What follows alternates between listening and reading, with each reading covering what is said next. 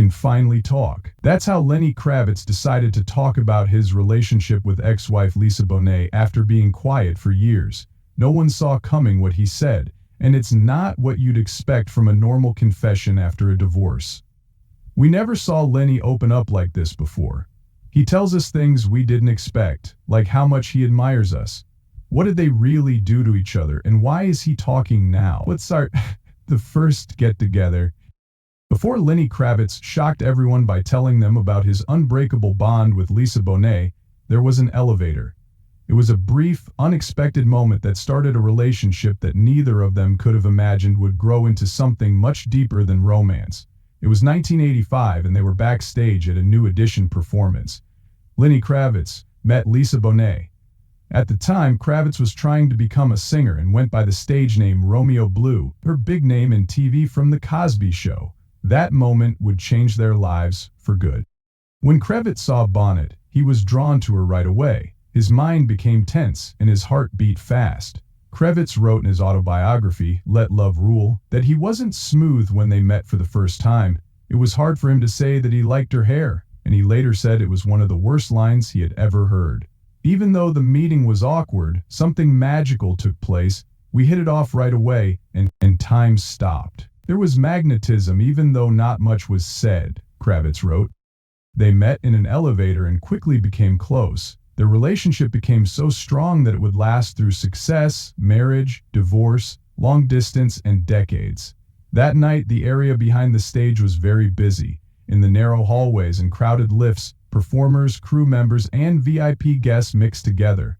Kravitz saw the show as a fun way to spend the night listening to music. While Bonet was there, it was probably just another event in her busy life as a TV star. Neither of them could have imagined that this normal evening would turn into the first part of their amazing story. It wasn't just a crush or a short-lived Hollywood moment.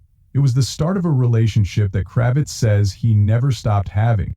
It was such a strong bond that it would one day lead to a shocking reveal that left fans speechless. For years, he wouldn't talk about it in public.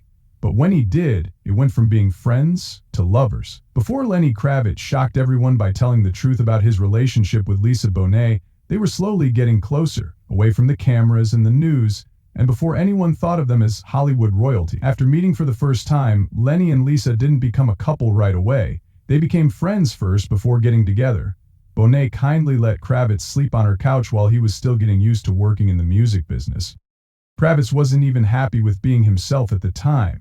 I was still calling myself Romeo Blue when I met her. In an interview in 2020, he said, I wasn't yet comfortable being Lenny Kravitz. I still didn't know who I was or what I was trying to do. Lisa reminded me of myself, and our love story took my life to a new level. It let the music fill me up without me having to work for it.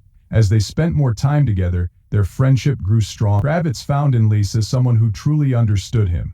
She encouraged him to be artistic and helped him be himself as an artist. Then something happened that made everything different. Lisa tripped and fell into Lenny's arms one night in a recording studio. It seemed like a small accident, but it changed the course of their relationship forever. Everything changed in an instant. Kravitz wrote in his autobiography that night I moved into Lisa's bedroom and we started kissing. With each passing hour, fate brought us here. Our love grew stronger when Lenny and Lisa went from being friends to dating. Their relationship moved quickly forward. There was no denying their chemistry, and their connection went beyond the physical. It was spiritual, creative, and changed both of them greatly. Kravitz has said that this time was magical and changed her life. He finally met someone who liked him for who he was and encouraged him to become who he really was. Their tastes in art were perfect for each other. They liked the same kinds of music, clothes, and philosophy. Both of them were free souls who didn't follow what society thought was right. Together, they made their own world, which was full of creativity and honesty. Lisa's 20th birthday was November 16, 1987. They went to Las Vegas alone and got married at a Church of Love. It wasn't a fancy wedding for famous people. It was a simple event that showed they wanted to be together on their own terms. Lisa was more well-known than Lenny at the time, and people often called him Mr. Bonet.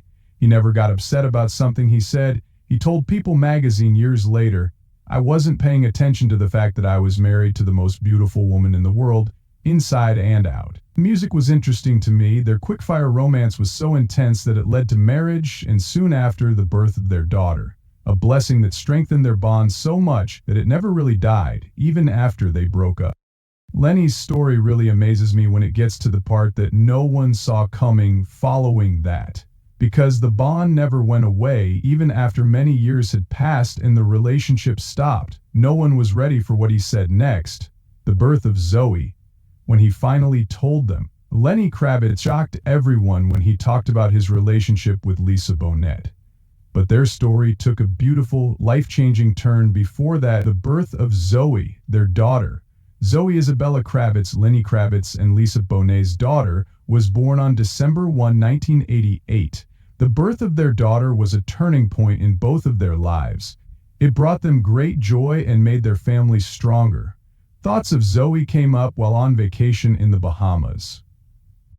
This is something Lenny has talked about in talks with his usual poetic flair, one that is marked by love, creativity, and not having to follow the rules. Lenny has said that he loved this time because we were such a family. We had our own style, sounds, and grooves. It was a lovely time. Our family, the world Zoe's mom and I were making, was full of love, peace, and energy. Zoe would become an accomplished actress, model, and musician in her own right, following in the creative paths of both of her parents. More importantly, she would be the link between Lenny and Lisa that would last, a live example of their love that went beyond their marriage. Both parents were very committed to bringing Zoe together even after they broke up. This set the stage for a co-parenting relationship that would later turn into a beautiful friendship. This shows that family ties can stay strong even after a marriage ends. Years later, when Lenny finally told everyone about his relationship with Lisa, their love for Zoe was one of the main reasons they stayed together. This surprised many people who thought their relationship was over after they got divorced. They finally had Zoe to show that even after a marriage ends, a bond can still grow in beautiful, surprising ways. Lenny would finally say that was the main difference between their stories. The splitting up. Even though Kravitz and Bonet loved each other very much, their marriage started to fail. They broke up in 1991 after only 4 years together and got a divorce in 1993. The split left Kravitz devastated and marked one of the most challenging times of his life. There was a lot of pain in my heart when we broke up. Kravitz told Rolling Stone that it was tremendous. I only got 2 hours of sleep every day for about 6 months, between 4 and 6 a.m. Other than that, I was awake all the time. I was shocked. Kravitz's creative juices were flowing after their breakup, which led to his record Mama Said in 1991. The album was about his broken heart, especially the hit song It Ain't Over Till It's Over, which he wrote for Bonet.